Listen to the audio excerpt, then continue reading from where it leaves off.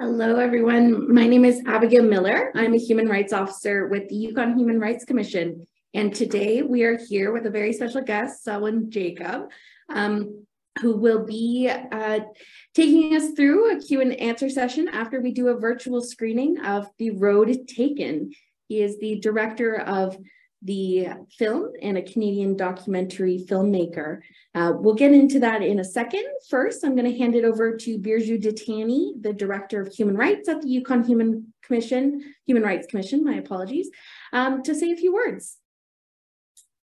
Thanks, Abby. Good evening, everyone. Good evening, Jacob. Mr. Jacob, thank you so much for joining us this evening at the Human Rights Commission's hosting of this event, marking Black History Month this year. One of the Commission's mandates is to promote and foster an understanding of human rights in the territory. And in order to do this, it's essential to learn from lived experiences of communities across the territory and indeed across the country. The Yukon Human Rights Commission, in addition to its public education mandate, also administers the Yukon Human Rights Act, including its complaint resolution mechanism. We provide research on critical issues pertaining to human rights. We also assist with policies for relevant organizations and stakeholders. And of course, we are very proud of the partnerships that we maintain all across the territory and all across the country to promote and protect human rights in the country, and also to advance the proposition that all people in Yukon and all people in the country and all people across the world are equal in dignity and in human rights. Our next event after this evening's event will be our conference, which is aimed at addressing workplace sexual harassment. And this is funded by Justice Canada, and it's a 5-year project. And this is culminating in our conference, which will be taking place on March 2nd and 3rd of this year, so in about 10 days' time. Our keynote speaker will be Anna Maria Tremonti, but we have a series of panels and speakers who we are delighted will be joining us for this year's conference. And so we look forward to seeing many of you there this year. And in terms of more about what we do, the events that we have, and how we are here to help all people in Yukon, I would encourage you to visit our website and also our social media pages to learn more about us, what we do, who we are, and what events we will be hosting. So with that said, again, thank you to you all for joining this evening, and I am happy to turn it back over to Abigail. Thank you. So as mentioned, we are really, really excited to have Selwyn Jacob here to do a Q&A with us following a virtual screening of his film, The Road Taken. The Road Taken is a 1996 documentary on the experiences of Black car porters who worked on Canada's railways throughout the 1900s. They experienced harsh working conditions and discrimination and fought for better conditions in employment.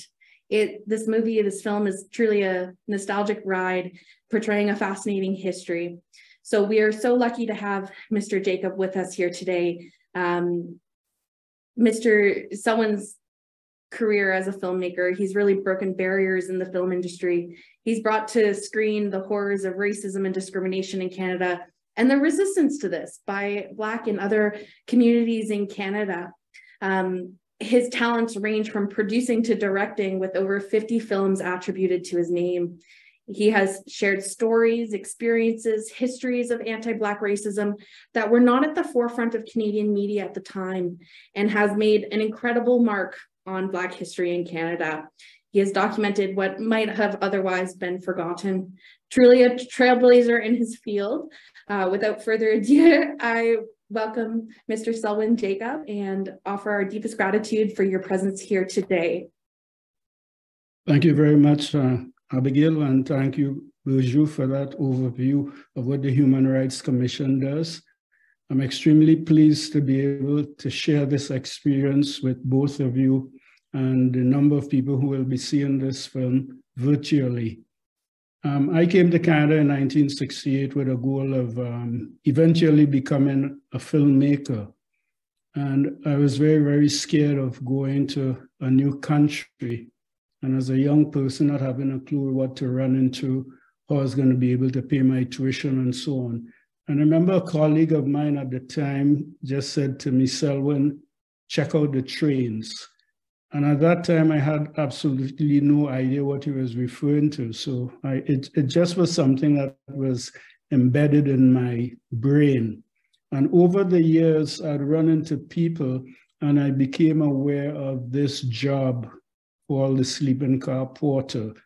And I would say 9 out of 10 people that I ran into who were Black would tell me they knew of somebody who worked as a sleeping car porter. And sometime in the mid-80s, I was in a library just going through some documentation, and I saw an article saying sleeping car porters, the case for collusion between the unions and Canada's railroad companies. I looked deeply into it and I realized it was written by a colleague of mine who were trained at the same teachers' college. And it was that article on sleeping car porters that sort of pushed me over the top and said, you have to make this into a film. Took me a number of years, but 1996, I think I was brave enough to quit my job as a media consultant and take on this project. So after over 25 years, I'm extremely pleased to revisit this experience and share my experience and my understanding. The film that I made in 1996 probably resonates differently. And I think that is the perspective I want to share with you, how I felt then and how I feel now, and what has happened to all of us living in Canada over those 25 years since this film was made. So thank you very much, Abigail, for that introduction. Thank you again for being here. So it's now time for us to show the virtual screening of The Road Taken. If Zoom is not working very well on your end with the film, we will be putting a link in the chat to be able to access the film otherwise.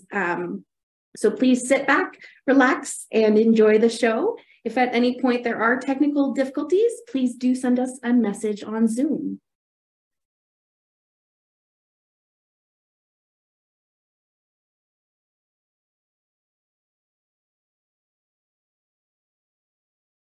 Okay. Perhaps I'll start with a question. People are typing their questions into the Q&A box, if that's all right.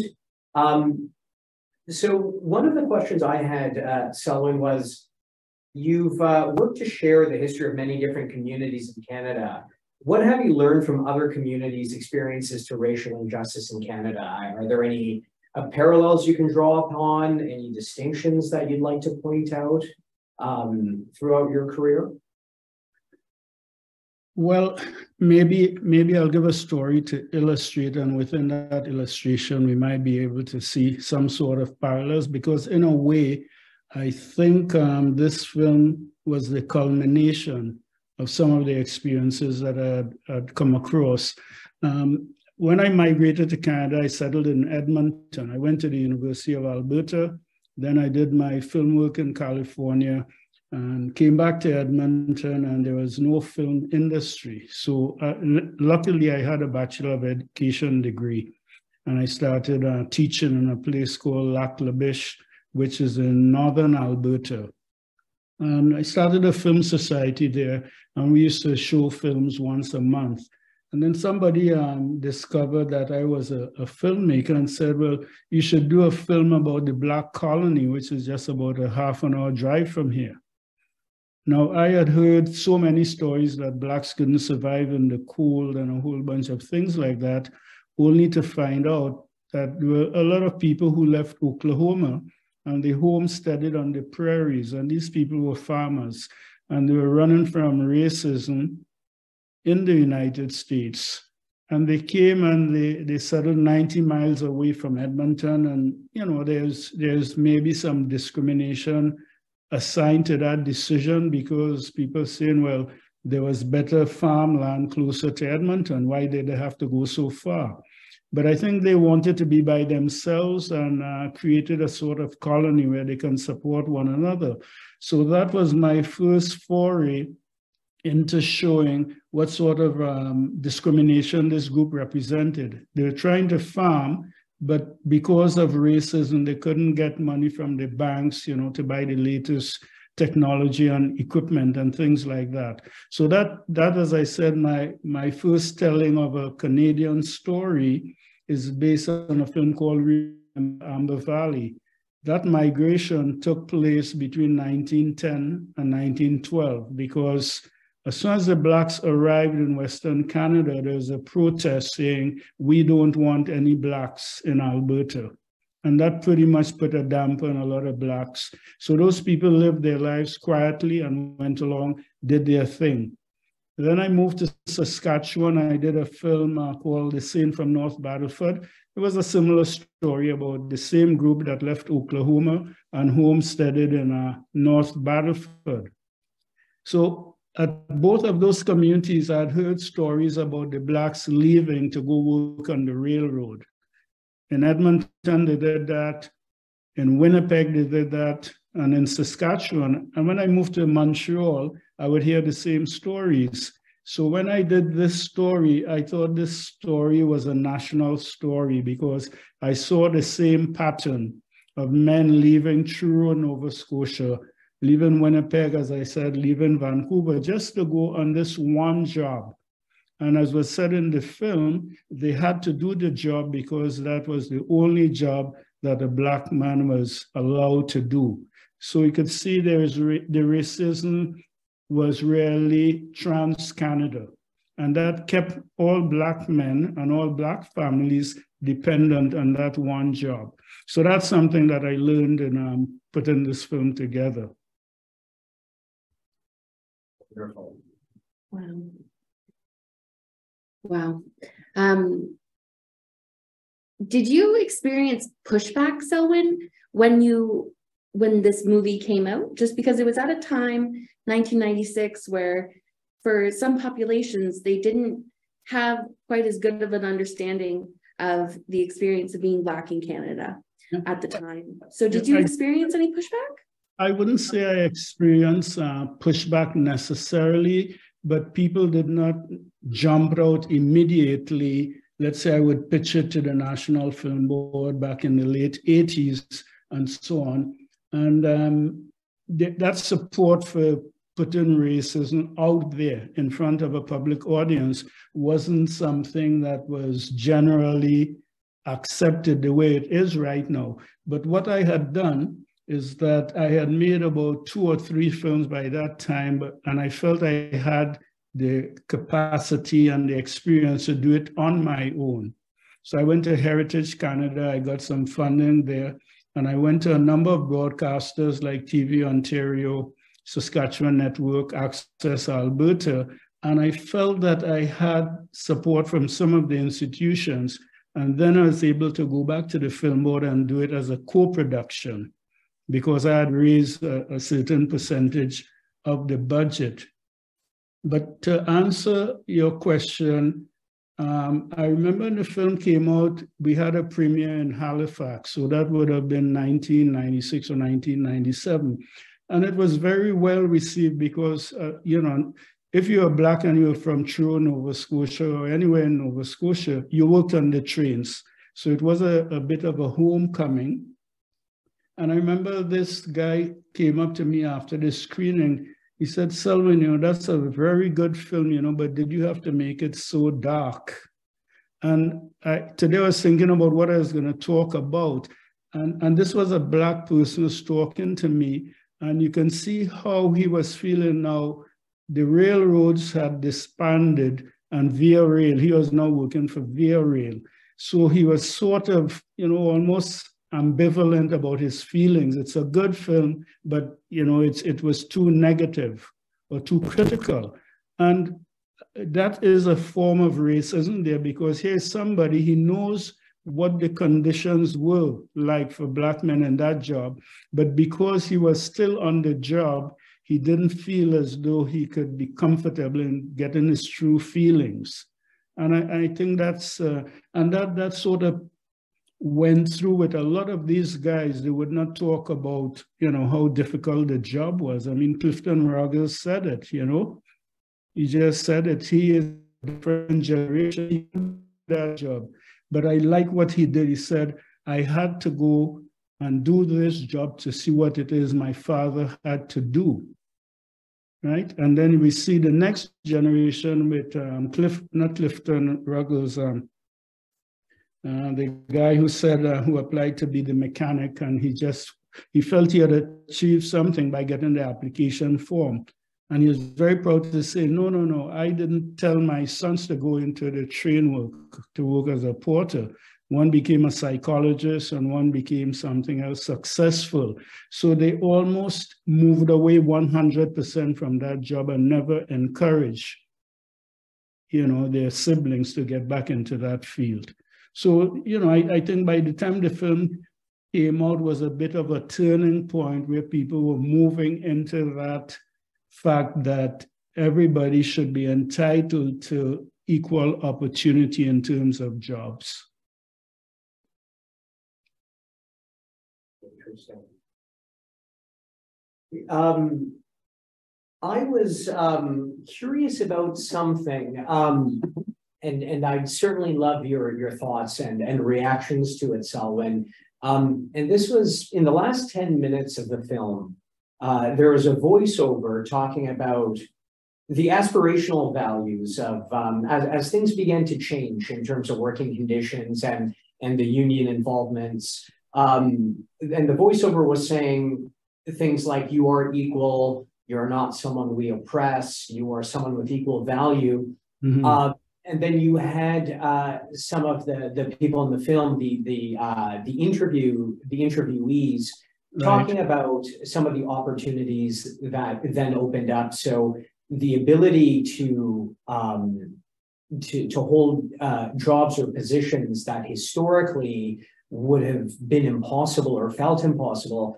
And I was curious how, from your perspective, how far have we come to living up to those values, and how far do we have to go? So I suppose, of course, there have certainly been opportunities as described by the interviewees, but from your standpoint, what are your thoughts on that in terms of how much progress we've made, or how much progress do we still have to make in these areas? Yeah, that's an expansive question. I'll start off with the first two people that you referred to. The voice you were hearing was that of Clifton Ruggles, who was a poet and an artist and a teacher. And he's the one who worked on the trains to see what his father did. So he was very, very poetic. You're a man, you're a human being, you shouldn't have to put up with that. Okay. The other guy was speaking is, two guys were speaking. Lee Williams is the one who met Diefenbaker on the train, and he was the one who was the representative. And he just, he was responsible for the porters being accepted in the national union, because the Canadian Association of Railroad Employees, they even had a clause that blacks couldn't join that union. So that's why they had to separate and get their own unions, right? So when Lee was able to get the porters into the union and they found out that CN and CP were colluding to prevent them from being promoted, you have the two porters saying, we couldn't become conductors, or we couldn't become the head of the service department unless Lee Williams hadn't done that, right? So for them, where you had a situation where 90% of the black men in Canada in those days did that only job, that was a huge jump within the trains. But because it was under the Fair Employment Act, it was not only the trains, right? Everybody had to go over their shoulder. Some people had to adhere to that, those rulings. So you might see a black bus driver, and as the guy said, a black RCMP officer. In their day, that's a novelty. As he said, in my day, I never thought about you know, becoming an RCMP officer or a bus driver. It just didn't happen. So the jump from when the porters got from being just only a porter to being promoted, which took place in the 60s, between the 60s and the 90s, the changes were humongous, definitely humongous, right? When I came here in 68, I had heard about working on the trains. I never did work on the trains. I was able to get other jobs, you know, as a student. But there were other barriers. For example, in the 70s, I came back to Canada at a film degree, and as you know, somebody said, just like the guy couldn't get an application form to become a brakeman, I got an application form from the city just to apply as a production assistant or anything like that. Okay, now another 30 or 40 years later, we're in a situation where there's the black screen office, there's diversity, there's a whole bunch of different things. So it seems as though it's sort of a never ending. It's a continually evolving situation. It's a lot better than it used to be. But is it as good as it can be? I don't think we are there yet. It's just going to be a work in progress. Have we lost Burju? Yeah, I'm here. I'm still here. You said fascinating. Yeah, and the reason, you know, it's something that I haven't mentioned. Your film hit very close to home for me because my father, when he first came to Canada, he worked at CP Rail for almost 10 years. So he actually worked on the trains himself. So, you know, and then he would tell stories to us growing up. So I'm just absorbing your films. I'm thinking of questions. So it hit very close to home for me personally. Well, I decided when I made the film, I'd never traveled on a train. I got CN to give me a complimentary ticket for the film crew. And I rode the train from Montreal to Halifax. And that's how we were able to film those scenes with the porter doing this repetitious job, you know. We try to use it as a metaphor. That's all the guy did, you know. Can you imagine doing that same job, you know, for 30, 40 years, you know? And I sit down sometimes and I listen to the words coming out of the guys, you know, like Lee Williams said, I worked on the railroad from 1930 to 1972, 42 years. There was nothing else. It's embedded in my head, you know, and it so nonchalantly says it, right? And then I bring in Fred Ward, who I just loved his voice, and he wrote some poetry. And he said, for a Black man to take and live and work under those conditions, you had to have endurance. And that's what the Black man brought to the job, endurance, right? So, and I wanted the film, as the guy in Halifax said, I didn't want the film to be all dark because I think it would have put the audience away. So you have to, you know, you bring the heavy stuff, but I wanted jazz in the film to show that they had some sort of entertainment. And then the poetry coming out there with Fred Ward's narration and the cinematography. It's all of that combination of the jazz score taking you on that role. I mean, I found Joe Seeley, him being interviewed on a radio station, and he said he had composed a jazz suite called Africville, and it tied into this story. And I contacted Joe and I said, would you be interested in, you know, doing the music for this film? And of course, Joe said to me, I would be pleased to do it because I did work as a porter in a feature film. I did a small part as a porter, but he also went on the trains with his dad, you know. So there was this father-son relationship, which was very, very close and intimate. But you also saw the thing that, that's why I call the film The Road, not the road taken. Like they decided not to take the roads that their father took. They wanted to create a different road for themselves, metaphorically speaking, you know. So those are some of the things I was trying to get across in the film. It's a sad story, but by the same time, you feel as though you're uplifted, even to the music. When we get to the end there, when they've gotten that case, you see all the guys looking successful, and I feel as though something had been accomplished. Mm-hmm. And I wanted to ask about that, because you did a really beautiful job at showing the struggle for justice, but also balancing that with that they were able to provide for their families at that time. And, and some individuals did like their jobs. So I wanted to ask, what steps did you take as a director to kind of balance out these realities of, the inequality at the time, but the appreciation for the hardworking nature of the individuals in these positions? Yeah, well, I spoke to people, you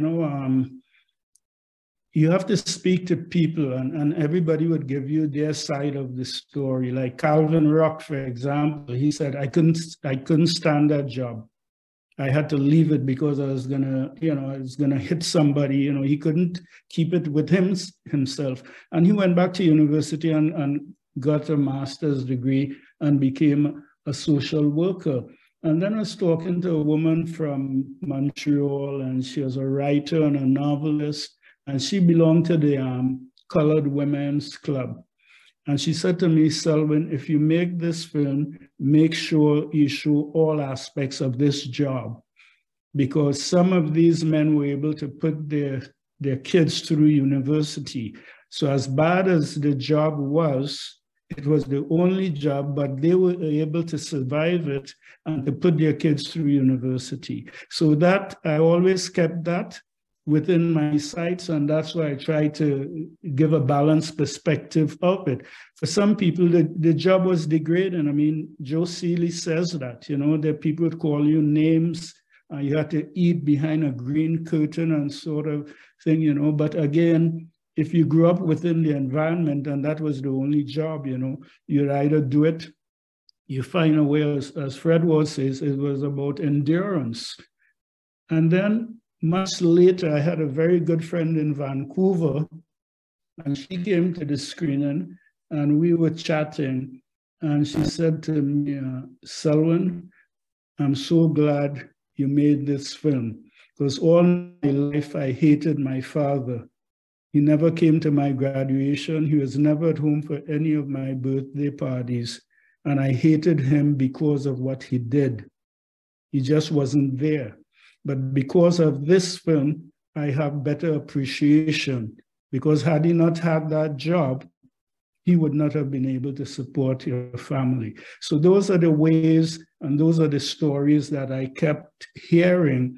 And I feel that's the way we have to analyze this. There's some people, it was degrading, but other people were able to rise above that. And the other thing that you have to understand is that there are people with master's degree, people with PhDs who, despite the education they might have had, this was the only job that they could have found. So those people would be working on the trains with a completely different attitude. It's a question of, I will survive this experience. I'm not going to let it get to me. And later on, the unions and the people who were the leaders in the unions were able to sort of get the momentum to fight for these rights for everybody, from which everybody, not only porters, but everybody else in the workplace has benefited from.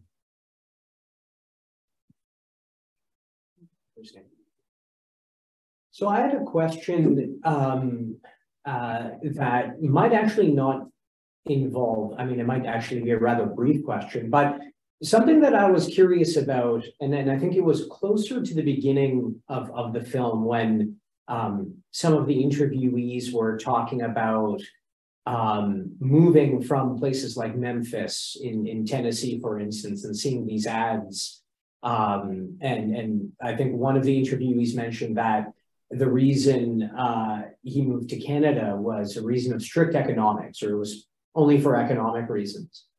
And I know that, there's this phenomenon in the United States, the Great Migration, where there was a massive wave of roughly 6 million African Americans who left the American South and ended up, in the American Northeast and to a certain extent, in the American West and places like California. From what you know or what you've discovered as part of making this film or otherwise, was that part of the same phenomenon, or was that something of a distinct phenomenon for those people that, and there were multiple references, I think, to some of the interviewees talking about escaping or fleeing the United States. In your mind, was that part of like an identical phenomenon or the same phenomenon, or was it something distinct? I would say it's a variety on the same theme, right? It's all about some people escaping from the United States and coming to Canada. They came in different waves, and I can give you the answers for some of that. But there's also the question that CN and CP actually recruited Black men from the United States specifically to come on the trains. Okay, so let me back up with a little bit of explanation here. Before the train started running from the United States to Canada, the porters who worked on the trains in Canada worked in all aspects of the trains. So they would be in the kitchen, they were in the dining cars, they were the porters, right? The trains and so on. So that was established. When the Pullman company established the porter's job in the United States, that was a job exclusively for Black men. And because a lot of Black men had just come out of slavery, it was thought that they didn't have any sort of skill. So they thought that this job would be good for them, and they had a sort of unlimited supply of employees. So the Pullman company made that job a job for Black men. When Pullman trains started running into Canada, they ran into a problem because they noticed that Black men were working in all aspects of the job. So they were in a conflicting situation. So they put pressure on the Canadian companies to bring in this American rule and make that job an exclusive job only for Black men. So that's how the scenario started. So once they did that, Canada did not have that many Black men to fulfill that mandate. So the trains went to the south of the southern states where people were less educated, and they were able to get an influx of Americans. So that's how the Black Americans were recruited to come on the trains. This would be in the early 1900s in those days, or late 90s, and so on. So that's one pattern, one type of phenomenon, or one different phenomenon where you're recruiting workers. And within Canada, the companies did the same thing. There were a lot of Black men in Montreal, there were a lot of Black men in Nova Scotia, and then not necessarily Winnipeg. So that's where the railroad companies recruited people from. So you find a lot of people in the films, they either came from Halifax, or they came from Montreal, those were, and Toronto, Vancouver, and Edmonton, and those places didn't have too many Blacks at the time. During the gold rush, there are a number of Black Americans who went up the coast. They left California and they went up north to Yukon, as far as Yukon, but they were not interested in working on the railroads. They were part of the gold rush. The Blacks in Alberta came primarily from Oklahoma. And around 1910, Oklahoma had just brought in a new law, and Blacks were no longer allowed the right, the right to vote was taken away from them. And the same kind of was looking for farmers to work on the prairies, and they advertised in newspapers here, these Blacks saw that, and that gave us a different pattern of migration to the prairies. So there is no one unique phenomenon. There's a lot of them. They had one thing in common. They were Black, and they were just walking, and they would get that job. So similarly, you have West Indian students who are coming from the Caribbean, and during the summer, they will get jobs on the trains and so on. Again, because that was the criterion that was used, you've got to be a Black person to do that job. So there's no one theory. It was a culmination of a whole bunch of circumstances with people coming from different places around the world and fitting into this qualification. And of course, after the kind of Employment Practices Act came in 1953, then things started to change and people did not necessarily have to go to this one job only. Right.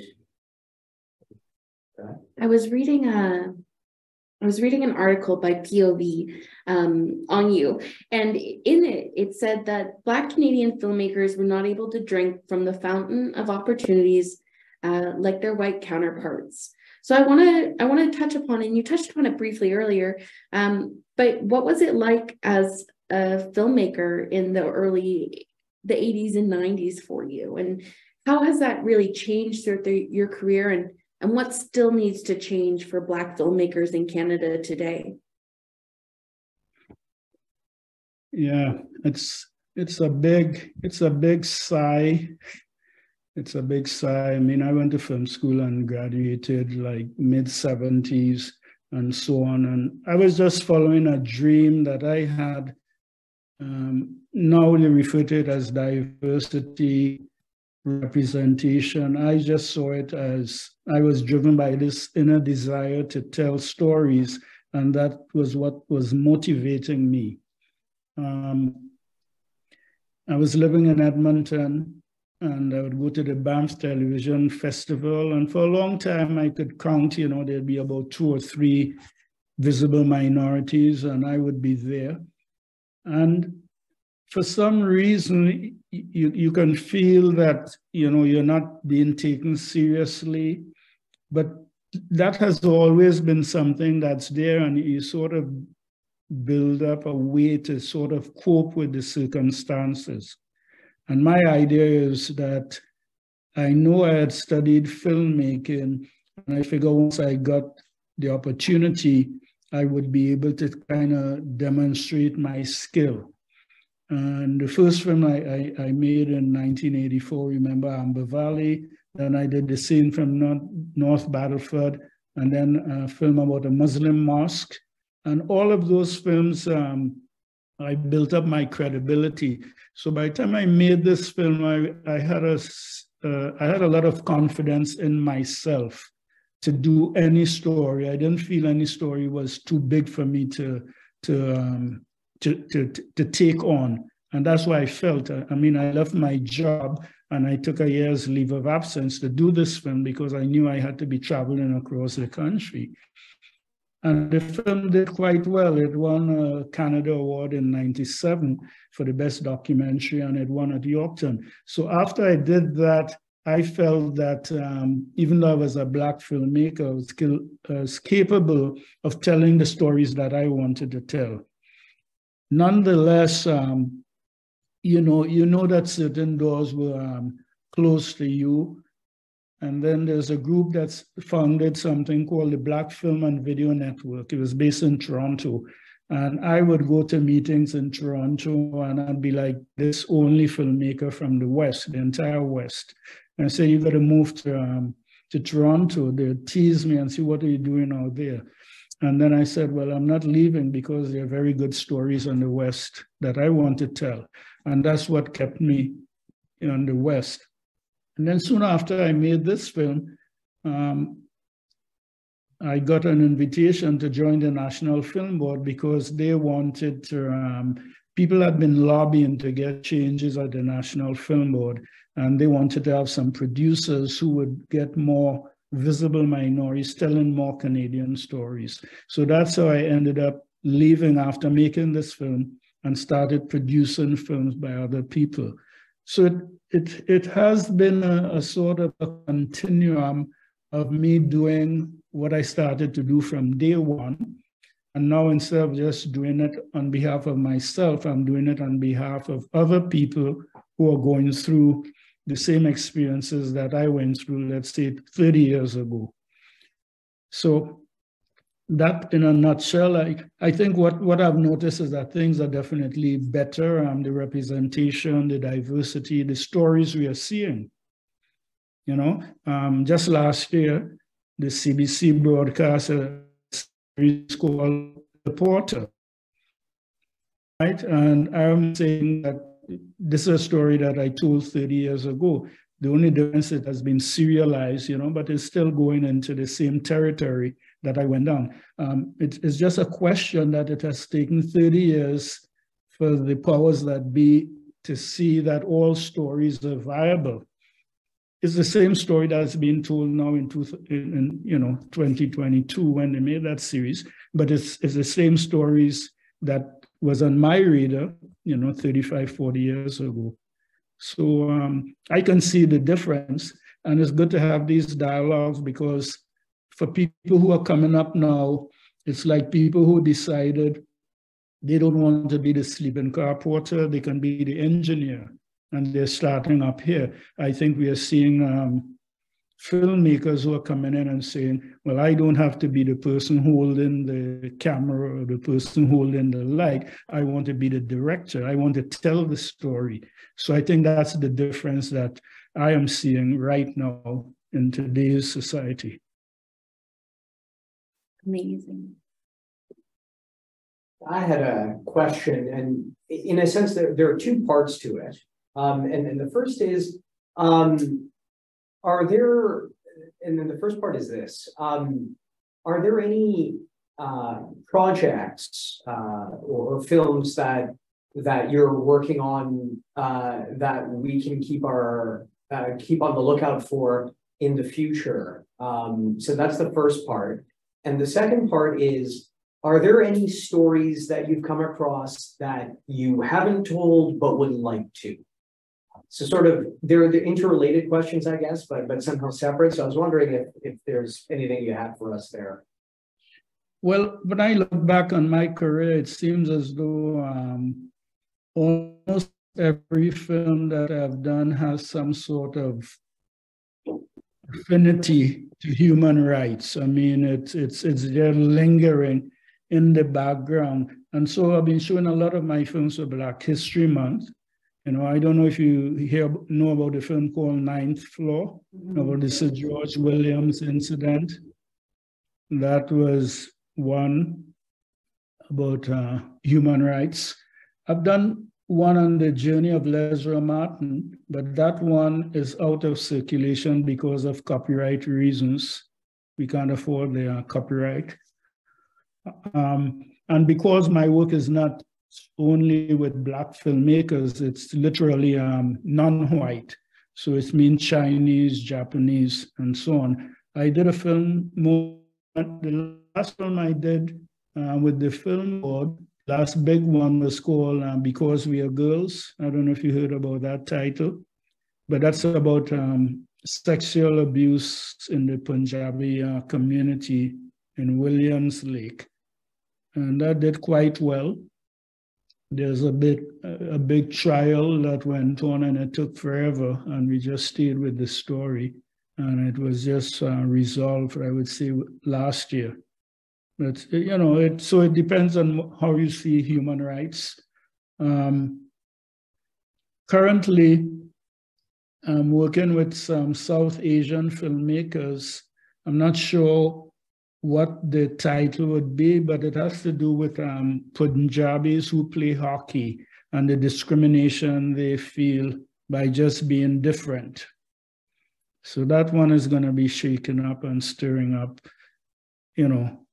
people's perception on who should represent Canada and who can play hockey and, things like that. So that one I'm looking at. I've taken up mentoring, so I do a lot of consulting with younger filmmakers. So it's not really my films, so I can't give you those. I don't really have any that I'm working that in mind. I sort of put them on the back burner when the pandemic came. But certainly the film board has a whole stack of, I would say, excellent films on the Black or any immigrant situation can get that. So the first part is what I'm working on now. I would say Punjabis in hockey. It's going to be interesting. It's a kind of an eye opener because there's a big South Asian community in Surrey specifically.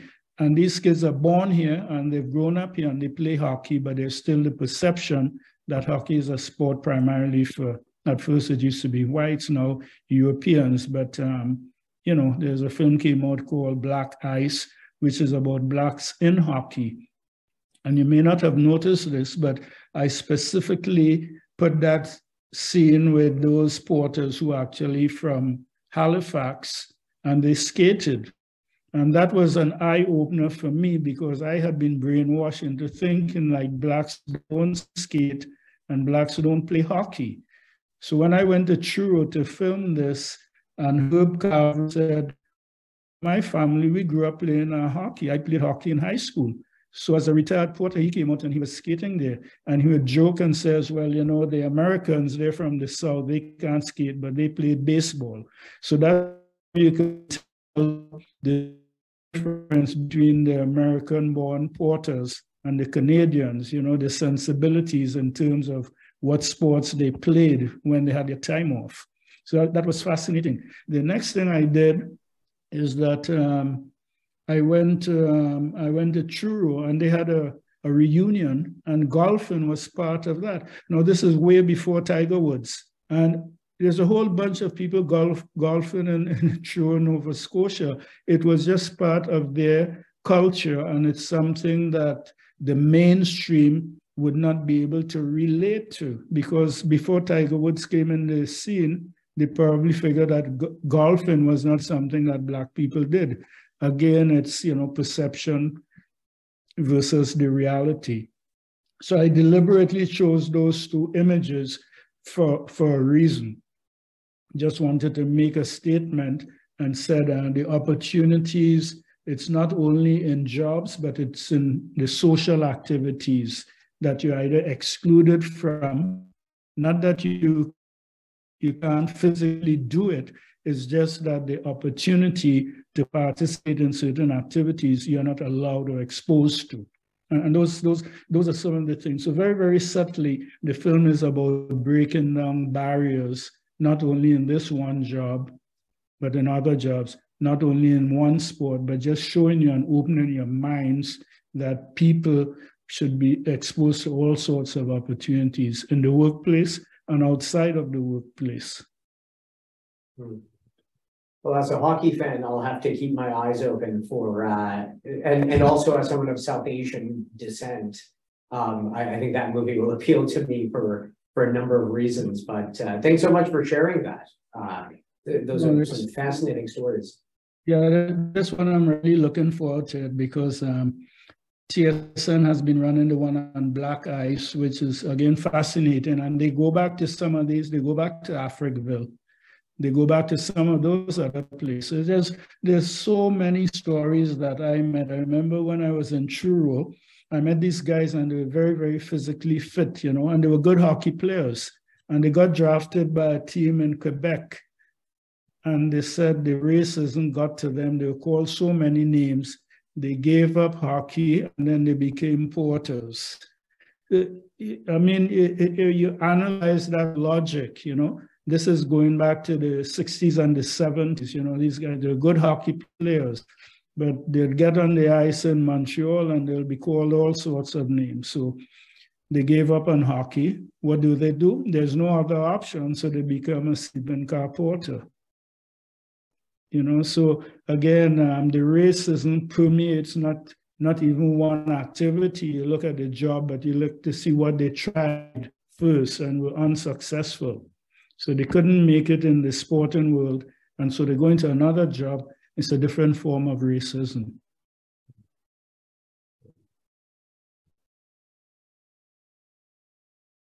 Interesting stories all around.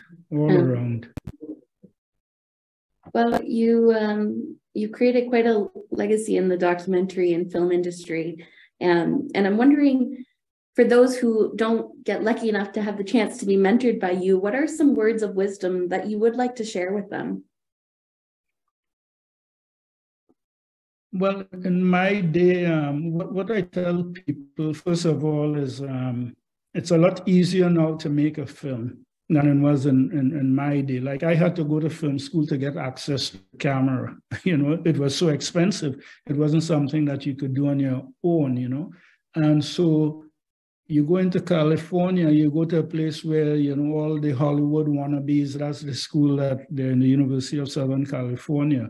And you're sitting there and you're intimidated just by the environment, but you're absorbing all of the nuances. And I kept saying, okay, I know what a good story is, and that's something that I don't want to give away. So you have to have that affinity for storytelling, liking the stories, and feeling a certain amount of passion that you want to do this. So when I left film school and I came back, I started doing the stories that I would say, anytime I hear a story and I said, geez, I never knew that, that was my clue, that if I didn't know that maybe somebody else might find it fascinating. So you've got to be able to have that knack for being a good storyteller. And then working with people. You don't make a film on your own. You have to have a cinematographer, a song recordist, a composer, and a whole bunch of other people who will be working with you on that project. So it's, find yourself people who have the same thoughts about storytelling, find the same people who would listen to you and take suggestions.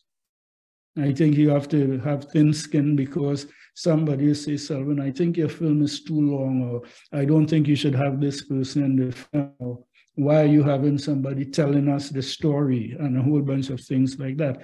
And, you do it. Like I had somebody who, when they saw the first assembly of the film, said to me, well, halfway into the film and I don't see your main characters, who's going to sit and watch that? And it was, the reason that was done like that was, the first half of the film, you're trying to get the audience into taking in this world. It's such a nice place, These guys are very successful. Look how, look how suave they look in their well-kept suits, And I had somebody who saw the film for the first time, and she was from Europe. And she said, when I came to Canada, I met first time I saw a Black person was on the train, and he was so well dressed. I thought these were the successful, wealthy men in Canada. Little did she know that he was at the bottom rung of the social ladder, right? So you have to be able to kind of hang in there, look at the situation, analyze it, and see what is your strategy for getting out of that situation. So in the case of telling this story, I felt, we'll show them, the nice things, and you have the time. Because if we started with ground zero, with all of the negativity, all the negative stories, I think we would have lost a lot of the audience. But we started where everybody was sort of going on this emotional ride. And when they started having the negative aspects of the job, I think they're really hooked into it. Gosh, well, yeah, no, and I think that's probably a great note to end the event on. We're a few minutes just away from 7 here in Whitehorse, but Selwyn, thank you so much, both for making such a wonderful film. As I said, for me personally, it hit very, very close to home, and I enjoyed every moment of it. And also, thank you for the discussion. I found it enlightening personally. I'm sure I can speak for Abby when I, say those words, though I'll let Abby speak for herself in just a moment. But, and I'm sure, no doubt that everybody watching this benefited from it. And we'll be posting this on our YouTube channel. and social media feeds for people who weren't able to join us this evening, who may be interested in both the film and the subsequent discussion. So Abby, I'll let you just wrap up the event and say a few words if you'd like. Of course. Well, Selwyn, this was the 4th time I've seen this video, and I'm sure it won't be the film, and I'm sure it won't be the last. So thank you so much. It really has been a pleasure getting to know you and getting to see inside your world as a filmmaker, as well as the histories that you've been able to portray along the way. So it's really, really appreciated. And I hope that you take care in the meantime. We'll be definitely on the lookout for what comes next from you. Well, thank you very much for the opportunity, Abigail and Burju. I never thought when I made this film that, 26, 27 years after I finished it, that I'll be showing it and still talking, about it. It's a very emotional experience for me, simply because most of the guys on the film are no longer here. And I just really wish I could have shared some of these moments with them, because had they not told me their stories, I wouldn't have a film. But I think they would be, wherever they are, they'll know that they made a difference. So thanks for the opportunity. Really appreciate it. It was our pleasure. Okay, well, I'm going to end the recording now.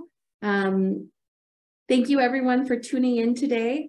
Thank you again, Selwyn. It was so greatly appreciated. And I feel like this was an incredible way to celebrate Black History Month in Canada. So thank you again. You're welcome.